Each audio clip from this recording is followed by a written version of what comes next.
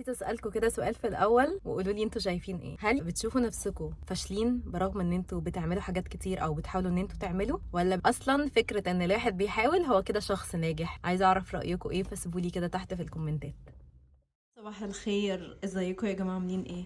النهارده مش يوم في العياده، لا هو هيكون يوم عادي وانا بشتغل لليوتيوب واتكلم معاكم كده في كام حاجه. هوريكم النهارده الطقم اللي انا لابساه. جماعة الكارديجان ده انا لسه جايباه من ديفاكتو، وهو لسه ستيل موجود، فهتلاقوه في اي فرع بتاع ديفاكتو او على الابليكيشن. بحبه كده خفيف، بس طبعا ما اقدرش انزل كده لازم اكون لابسه جاكيت تقيل. فثانيه البس الجاكيت واوريكم. لبست الجاكيت، عارفين طالعين موضه السنه دي اللي هو الجاكيتات الطويله دي، هو مش اتقل حاجه، مش متبطن او كده من جوه. بس يا جماعه هقول لكم بقى حاجه، عشان الجاكيت ده بالنسبه لي هو اختراع. الجاكيت ده انا جايباه من روكسي، كان تقريبا ب 200 جنيه. المحلات اللي موجوده في روكسي عندها شويه حاجات لقطه فعلا.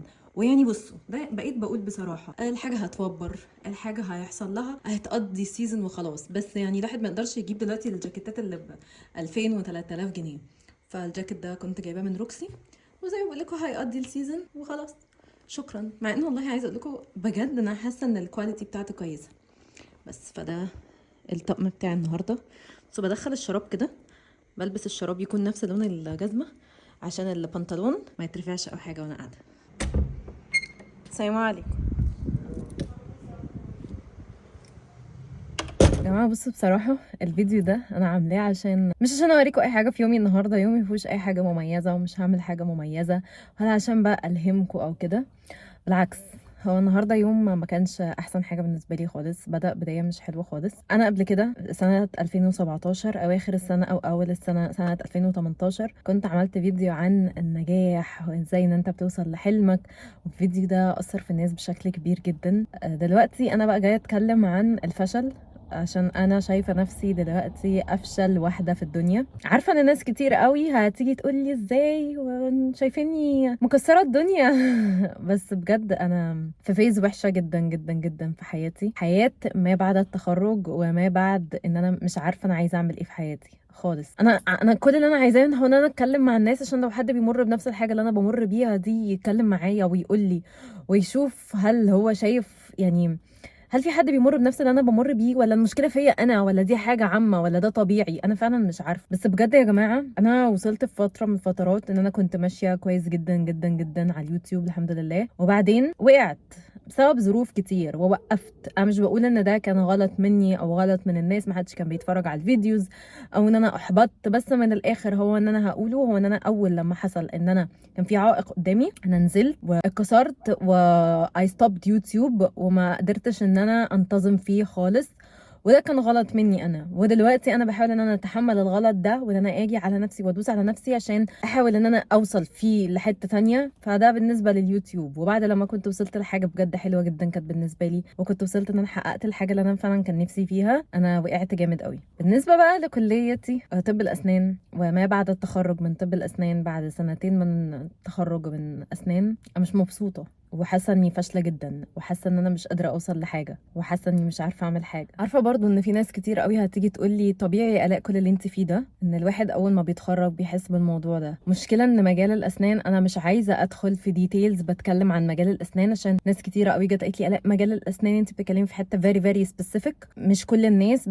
ليها في الحته دي او عايزه تسمع عن الحته دي، فبرضه مش عايزه ادخل في الديتيلز بتاعه مجال الاسنان في فلوج. بس مجال الاسنان يا جماعه هو مجال مش سهل خالص، حقيقي حقيقي انا شايفه نفسي فاشله جدا جدا جدا. يعني انا شايفه نفسي مش عارفه اعمل حاجه في حياتي، ومش عارفه اوصل لحاجه، وحاسه ان كل ما ابدا حاجه اقفها في النص وما ارجع فيها. عماله احاول اجرب اجرب اجرب اكتشف. انا دايما اقول على فكره اكتشفوا لحد ما تلاقوا الحاجه اللي انتوا بتحبوها. والفكره ان انا عارفه ان الحاجه اللي انا بحبها هي ايه، الا وهي اليوتيوب. انا فعلا بحب صناعه المحتوى خصيصا لليوتيوب. يعني انا مش غاويه باقي الابلكيشنز قوي، انا مش سوشيال ميديا بيرسون ان انا عايزه انزل هنا وانزل هنا وانزل هنا. انا بحب ان انا اصنع بصنع فيديوهات لليوتيوب. عارفين بقى فعلا المشكله هنا ايه؟ المشكله هي ان انا اكتشفت ولقيت نفسي وعرفت ايه الحاجه فعلا اللي انا بحبها، بس انا مش عارفه اكمل فيها. دلوقتي هو انا في بروسس ان انا بحاول ان انا اخد اليوتيوب كشغلي، وحابه ان انتوا تكونوا معايا في البروسس دي. وكده كده انا بنزل عياده اسنان، يعني انا مش هوقف طبعا اسنان او هسيب المجال، لا انا بنزل عياده اسنان. بس انا بحاول حاليا زي ما بقول لكم هو ان انا ادخل في حته ان انا ابقى فول تايم يوتيوبر، بشتغل يوتيوب وهو ده شغلي، واعمله بطريقه اكون انا حباها والناس حابه تشوفني فيها. طيب دلوقتي انا هعمل ايه؟ دلوقتي هو ان انا رايحه النادي، هروح اعمل اديت للفيديو اللي انا بصوره ده وبس. عارفين يا جماعة، مش عارفة هو النجاح والفشل هما based on ايه بالظبط. يعني هل لو انت بتحاول فانت كده شخص ناجح؟ هل لما توصل لفلوس يبقى انت كده شخص ناجح؟ مش قادرة اعرف بيقاسوا بايه. التصوير في وسط الناس بقت حاجة صعبة عليا قوي، عشان كده بجد بقيت بحب على طول ان انا اصور وانا قاعدة في العربية. عايزة اقول لكم حاجة انا مؤمنة بيها جدا جدا جدا، ودي بتشيل من عليا حمل كبير، هو اني طالما بجد بعمل اللي عليا وبسعى، حتى لو انا مش لاقيه نتيجه او لاقيه ريزلت في الاخر، ربنا شايف كل ده وربنا بجد هيكافئنا في الوقت المناسب. ممكن يكون الوقت اتاخر شويه، بس طول ما الواحد بيعمل اللي عليه هو ده المطلوب منه. دايما اقول انت عليك السعي والنتيجه دي بتاعت ربنا. انا دلوقتي مش بعمل حاجه غير ان انا كده قاعده بتمشى في النادي شويه. زي ما قلت لكم هو اليوم النهارده ما فيهوش حاجه على قد بس ما انا عايزه اتكلم معاكم، وقلت بدل ما افتح الكاميرا وافضل قاعده بتكلم قدام الكاميرا عشان اكتشفت ان الناس مش بتحب الموضوع ده، اخدكم معايا في اليوم اللي هو مفيهوش اي حاجه. ودي عامه هي نعمه في حد ذاتها. اليوم العادي الطبيعي اللي مفيهوش حاجه، مجرد ان الواحد قاعد في البيت او بينزل يروح شغله، دي نعمه، دي حاجه حلوه. يعني الواحد بحمد ربنا بصراحه على اليوم الهادي الطبيعي اللي ما فيهوش اي حاجه. وعايزه اقول لكم ان انا ان شاء الله بنتظم ان اكون بنزل كل يوم حد في الاسبوع فيديو على اليوتيوب. بعد يوم لما بيكون مش احسن حاجه، بحب يا جماعه اكافئ نفسي باكله بحبها اشتريها من بره، ادلع نفسي يوم كده.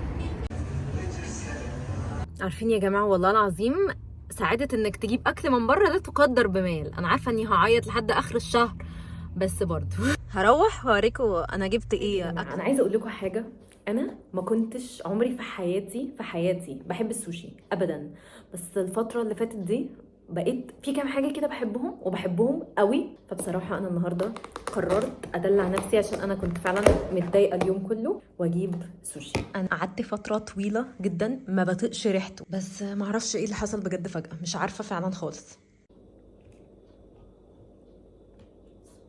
بسم الله.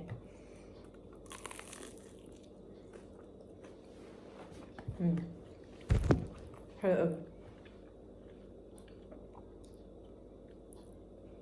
مع كمان يا جماعه بقى الصوصات دي، انا الصوص ده هو اللي حببني اصلا في السوشي، هو بتاع الدايناميت شريمب اللي هو السبايسي مايونيز.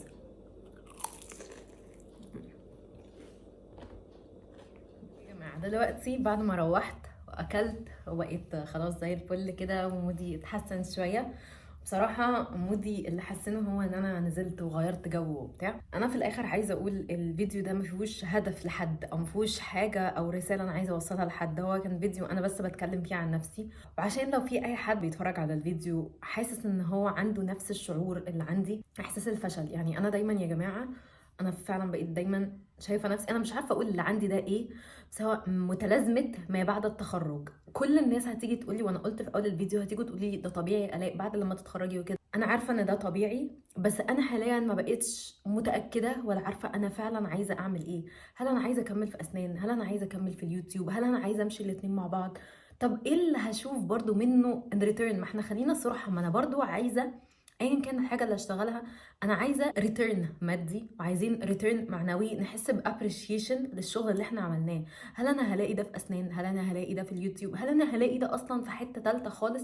ما عنديش فكره خالص، ومش عارفه اقرر، ومش عارفه اخد قرار، مش عارفه احدد انا بجد عايزه ايه. وللاسف ده عمره ما كان انا كنت دايما عارفه ومحدده هدفي وعارفه انا عايزه ايه. ودايما بقى دي حاجه فيا لما بتوصل بيا الليفل ان انا الدنيا بتقفل معايا ومش ببقى عارفه اخد قرار، بسيبها على ربنا، والنتيجه اللي بتحصل لي انا ببقى راضيه بيها جدا. وعلى فكره انا مش عارفه انا قلت الكلام ده على القناه قبل كده ولا لا، بس انا دخولي للكليه كان بالطريقه دي. انا ما كنتش عارفه، ما كنتش في كليه او حاجه معينه انا عايزه ادخلها، انا سبتها على ربنا وكنت بصلي استخاره وبقدم وقدمت في كليات كتير، ودي اللي جات لي. فحسيت اللي هو لا خلاص، هو ربنا عايزني ادخل في الحته دي، يبقى ربنا هو اللي بيشاور لي وبيقول لي الاقي الحته دي ليكي دلوقتي. طيب الموضوع ايه؟ انا بجد مش عارفه. انا برضو يا جماعه بحارب وهفضل احارب في اسنان لحد اخر نفس فيا. حاجه من الاثنين، يا اما ربنا هيفتح لي وهيكمل لي ويقول لي هي دي الحته بتاعتك وهي دي الحته اللي انا عايزك تكملي فيها، او هيقفلها لي ويفتح لي حته تانية ويقول لي هي دي الحته اللي انا عايزك تكملي فيها. بجد انا سايباها على ربنا.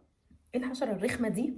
حاسه ان الوقت بيجري، والناس اللي هم صحابي اللي كانوا معايا في المدرسه اللي هو في نفس سني اللي ما دخلوش كليات عمليه بقوا في حته، وما شاء الله بقى لهم سنين بيشتغلوا ووصلوا لحتت حلوه، واللي منهم بقى ماسك حاجات، وانا حاسه نفسي اللي هو انا زي ما انا ما بكبرش، انا ما بتطورش، انا ما فيش اي تقدم بيحصل لي. فحقيقي مش عارفه الفيز اللي انا فيها دي هل ده فشل مني، هل ده تقصير، انا مقصره في حاجه، بس ربنا يعلم. بجد انا بعمل كل حاجه اقدر عليها. بس كده يعني عايزه اعرف رايكم، كنت حابه ان انا اتكلم معاكم واسمع هل حد دخل في الفيز دي وخرج منها بعد كده، هل حد فضل في الفيز دي وما خرجش منها، هل انتوا حاليا في الفيز دي؟ الموضوع بيعدي ازاي، او ايه اللي بيهونه حتى على الاقل الفتره دي؟ يا رب الفلوج ده يكون عجبكم، وان شاء الله بقى اشوفكم في الفيديو اللي جاي. ما تنسوش ان انا بقيت بنزل كل يوم حد فيديو جديد، واعملوا سبسكرايب وشغلوا الجرس للنوتيفيكيشنز عشان لو نزلت فيديو في نص الاسبوع تعرفوا على طول ويجي لكم نوتيفيكيشن. ان شاء الله بقى اشوفكم في الفيديو اللي جاي. باي باي.